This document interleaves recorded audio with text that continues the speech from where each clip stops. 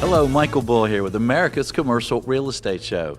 We're at the Realtors Land Institute National Conference in Nashville. I have David Farmer with me. He's with Metro Forecasting Models. He just came off a presentation to the group about zoning and about entitlements. David, you know, this is a great group of folks from all over the country who deal with a lot of land, a lot of realtors dealing with land. You know, in your presentation, what do you think was the biggest thing that kind of stood out as important to them?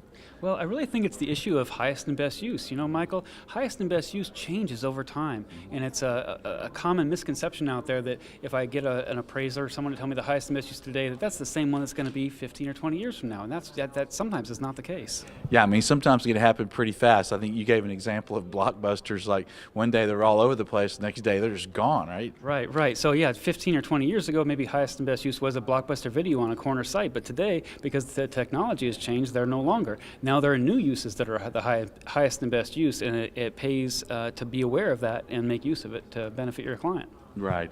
And then also, it seems like you were mentioning earlier that when retailers were looking at demand, they were kind of looking at houses, but that might not be who you're selling to. Right. You know, so I'm from Southwest Florida, and we're one of the poster children for overbuilding. Yeah. And the problem is a lot of these retailers were measuring new rooftop permitting.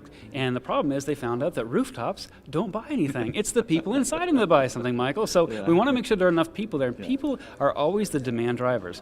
Sometimes if you're in business to business, you can rely on business buying from you. But if you're looking for demand in the marketplace, you want to see people in a growing population. Yeah. And when someone is going through a rezoning and new entitlements for a property, maybe it's a change in use, there's a lot of skills and a lot of things that they need to think about, but what are a couple things that they might forget that they need to do? Okay, well, so one of the ones that I think is really important is, as much as possible, try to represent the project yourself, because when you bring in a hired gun, it makes you look like maybe like a bully, or like maybe you're too afraid to stand up. People react very well to having the landowner or the developer actually represent themselves in their project, right? Who represents you better than you, right? Next, when you're going through the entitlement phase, you need to make sure you've got a lot of dry powder, because entitlements can take tens of thousands, even hundreds of thousands of dollars, and take years to accomplish. So make sure that you've got enough time in your schedule and powder in the can.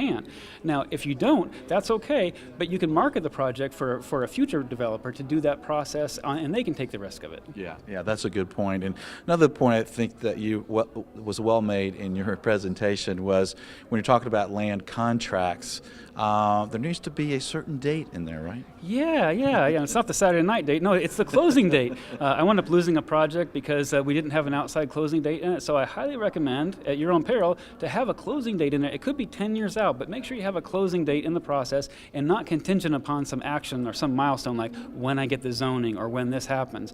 Behind that, you need to say, or the year 2025, whichever comes first.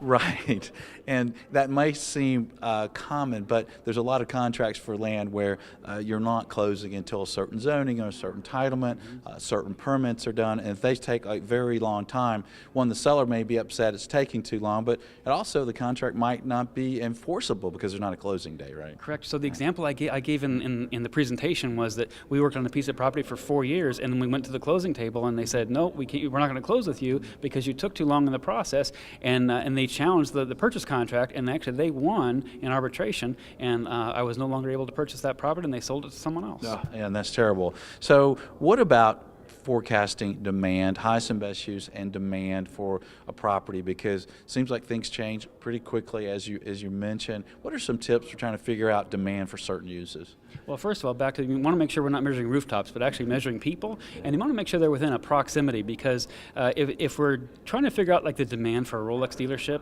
well, that's a very specific use, and you might need a wide population to serve that. Whereas if I want to open up a 7-Eleven, well, that's more of a neighborhood type draw. So understand the kind of project you're doing.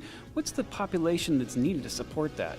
Yeah, that's a good tip. Well, David, any tips for our listeners and viewers related to land, what you talked about today? Buy low, sell high, and make sure you understand, read your permits, and look for expiration dates, because many people don't understand it's like bread. They do go stale, and stay on top of them. Excellent. Good work. Thank you, Dave. Thank you.